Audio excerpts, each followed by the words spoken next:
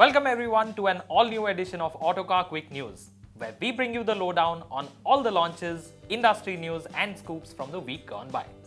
But before we begin, do remember to hit the subscribe button and the bell icon to stay updated on all of our latest videos. Let's begin with a story that made headlines this week. The Tata Altroz, which is set to be launched in the coming days, will enter showrooms with a feather in its cap, as it has secured a full 5 stars in the Global NCAP crash tests.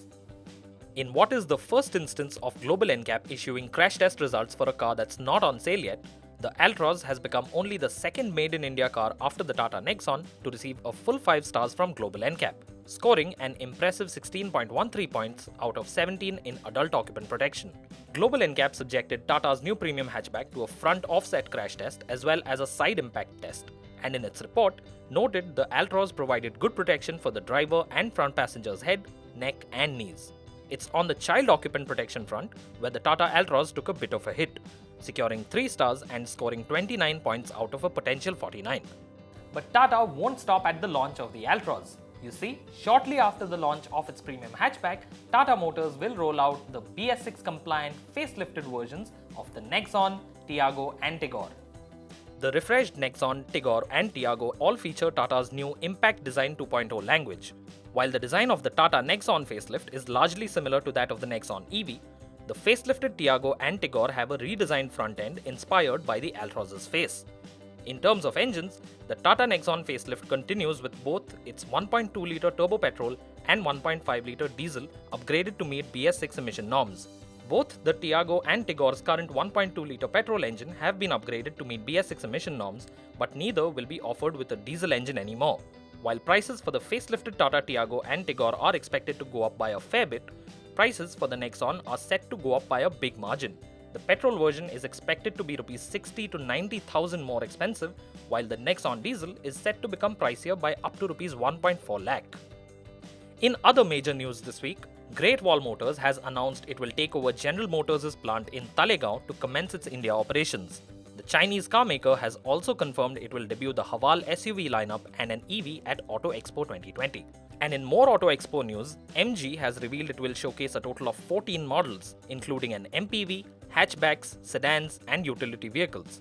One of the SUVs on display will be a 6-seat version of the MG Hector, which is likely to be named the Hector Plus. Another facelift many of you have been eagerly waiting for is the updated Maruti Suzuki Vitara Brezza, and we can now confirm the petrol-powered facelifted Brezza will be unveiled at Auto Expo 2020. The updated Vitara Brezza will receive a handful of cosmetic tweaks inside and out along with new color schemes and the Smart Play Studio infotainment system. But the big change will be the BS6 compliant 1.5-litre petrol engine that will replace the 1.3-litre diesel. Gearbox options will include a 5-speed manual and a 4-speed automatic. Expect Maruti Suzuki to price the facelifted Vitara Brezza only slightly lower than the outgoing diesel version, as the compact SUV will miss out on excise duty benefits available for petrol vehicles with an engine capacity of less than 1.2 litres. Keen to follow up on the raging success of the Seltos, Kia is all set to launch its second model for India, the Carnival MPV. We've now got all the official details of the Carnival's variants and features, and this is quite a detailed breakdown, so you'll want to sit down for this one. There will be a total of 3 trim levels for the Kia Carnival: Premium, Prestige and Limousine. There will also be plenty of choice in terms of seating configurations.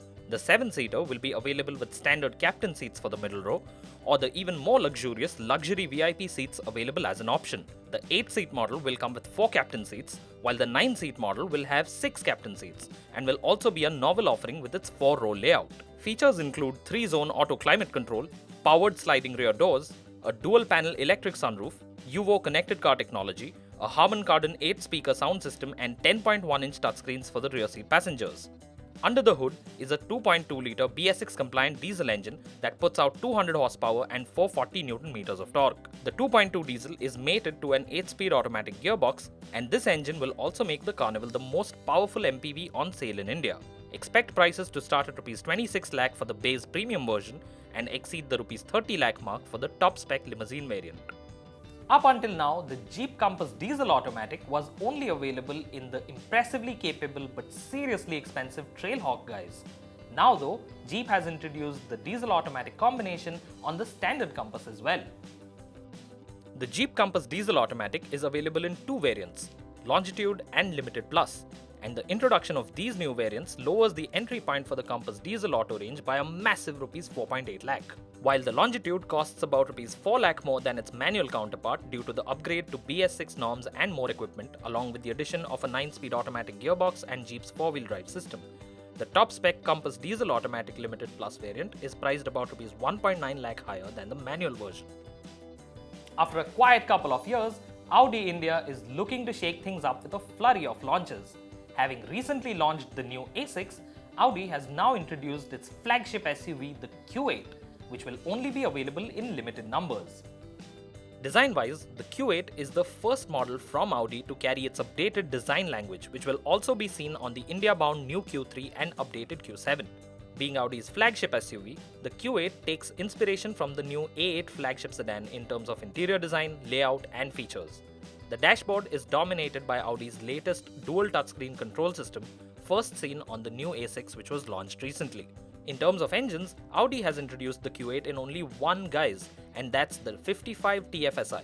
It comes with a 3-litre V6 turbo petrol engine with a 48-volt mild hybrid system making 340 horsepower and 500 Nm of torque. The engine is paired to an 8-speed dual-clutch automatic that sends power to all four wheels. The Audi Q8 is not intended to be a volume product.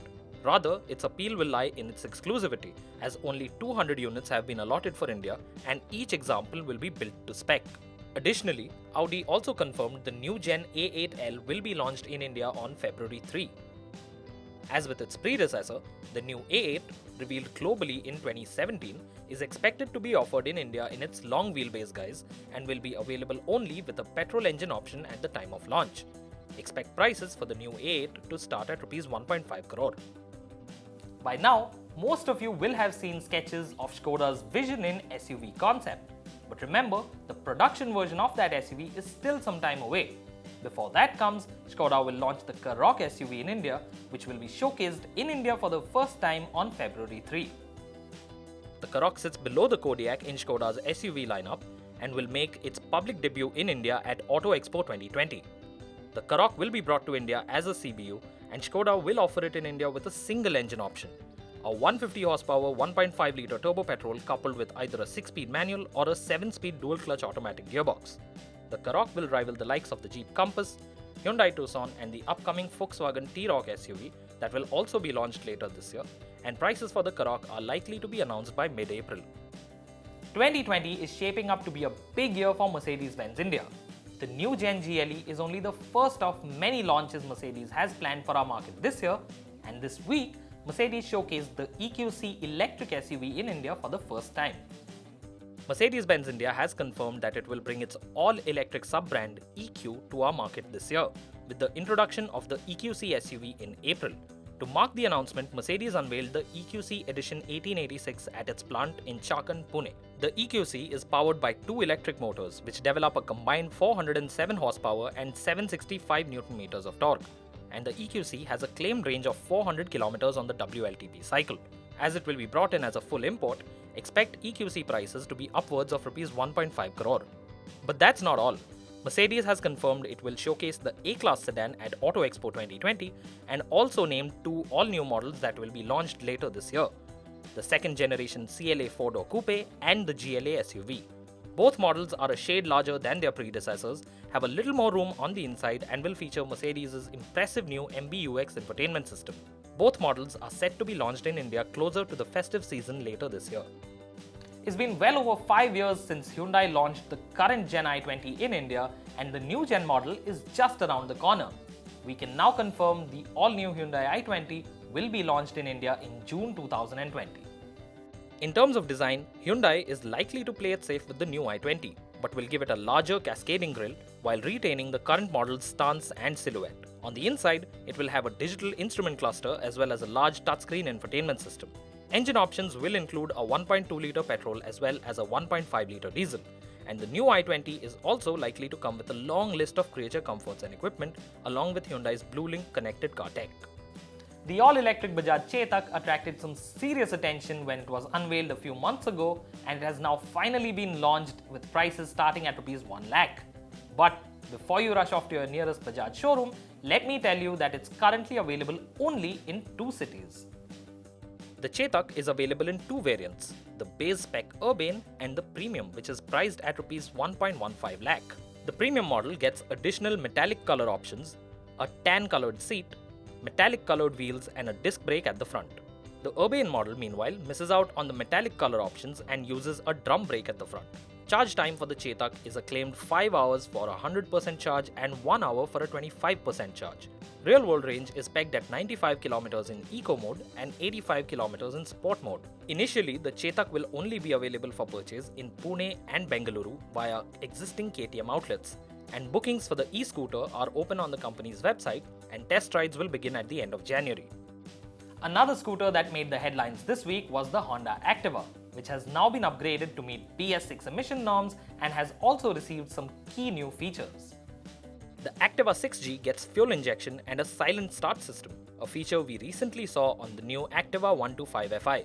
Other significant updates on the Activa 6G include the addition of a telescopic fork and a larger 12-inch front wheel instead of a 10-incher.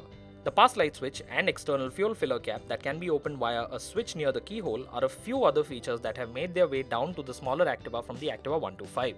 It's slightly less powerful than before, and Honda claims the 6G is 10% more fuel efficient.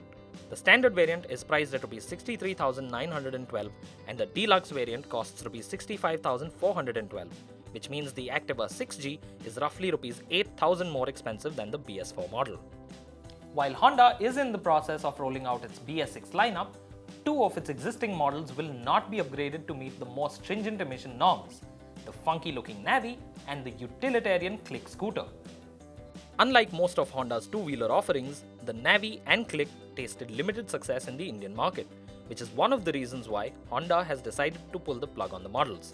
The Navi did well in its first few months on sale, but wasn't a practical alternative to the Activa, and the Click, a scooter designed for rural markets, was an experiment that didn't fetch Honda the sales it desired. While the Navi and Click will be discontinued in India post-April, Honda will continue to export the scooters to international markets. And that brings us to the end of this week's Quick News section. Don't forget to tell us what your highlight of the week was, what you think of the facelifted Nexon, Tiago and Tigor, what are your thoughts on the Bajaj Chetak's pricing, and of course what you think of this video. Like it, share it with your friends, don't forget to subscribe to our channel. We'll see you here again next week.